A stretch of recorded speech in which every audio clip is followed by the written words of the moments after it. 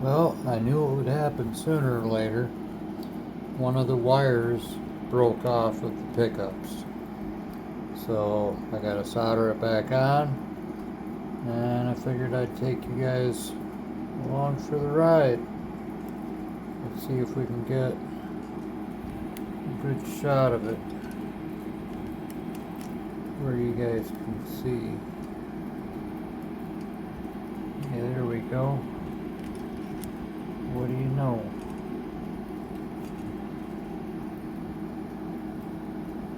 Alright. Okay, first what we're going to want to do is take some flux. This stuff is kind of dirty, but that's because it's like 8 years old, 10 years old. Alright, we're going to want to dab a little tiny bit of that on that wire. Clean that up, because what we're going to do is tin that wire. We're going to hit it with some heat, get some fresh solder on it, get it all cleaned up. Now we're going to do the same with this. Now this is rosin core solder, so it's not acid core, it's not going to tear anything up. Clean it up with alcohol when you're done. I'm having trouble getting it in that little valley there. I can get it just a little chunk to stick in there. There, perfect. Let me see if we're still on camera here. Yep.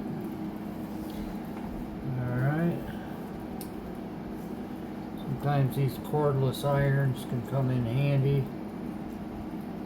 I beat the crap out of this one.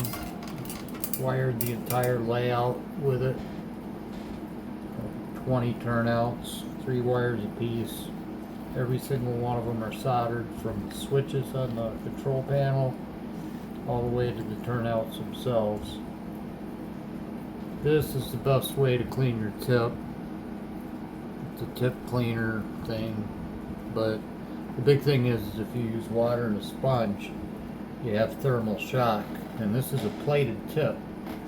So every time you do that, you know, you got expansion, contraction. You end up having the plating flake off, and then it gets all rusty, and then solder don't stick. Now, as long as you don't do that, these tips last a freaking long time. I've had this, I don't know, I've had this one forever. But another thing I've noticed is there we go, look how nice that cleaned up. Another thing I've noticed is now I lost my train of thought. Anyways, you got to keep these tinned here like this. Alright, got nice fresh solder. Now what we're going to do is try to get some of this fresh solder onto this wire.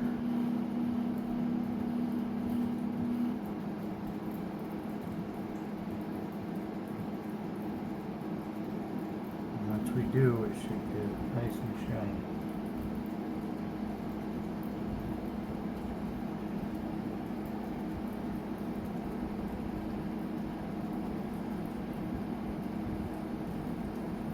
Yeah, close to that truck.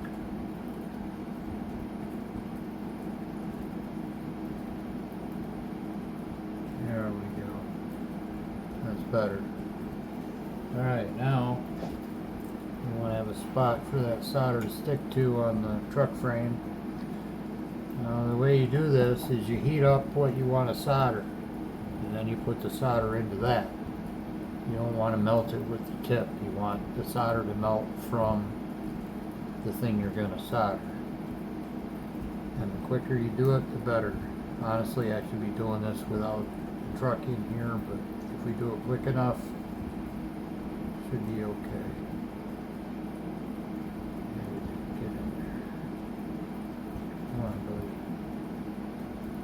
buddy. Okay, this is way too long. We're going to have to wait for it to cool.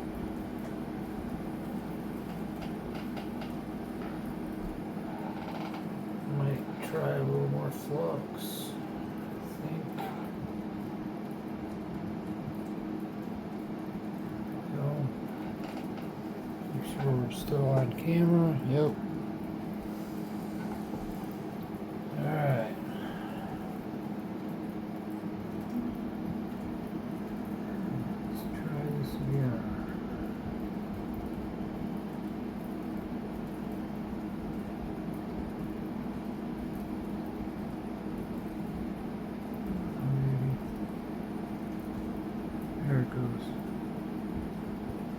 Alright, now we got a little solder on there, we got a place to put it.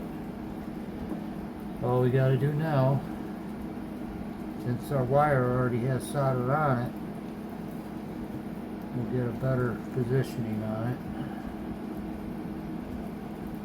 These are hemostats, little tiny fine ones. I don't remember where I got them.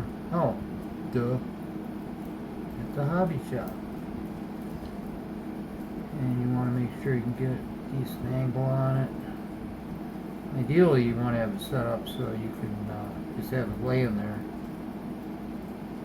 And then you hit it with solder. But for the sake of getting this on camera, we're going to try and do it this way. Alright, now all I should have to do is hit that with some heat, and it should be golden. And I'm doing this, I'm left-handed, so this is going to be interesting here.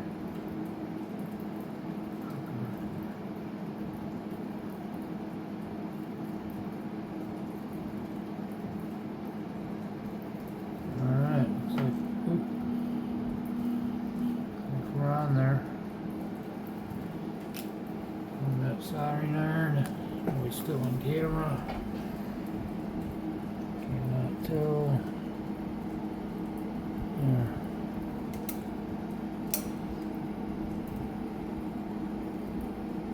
Not pretty. My ugliest work yet. But it's on there. And I don't want to. I haven't melted anything yet. So we're going to call it good.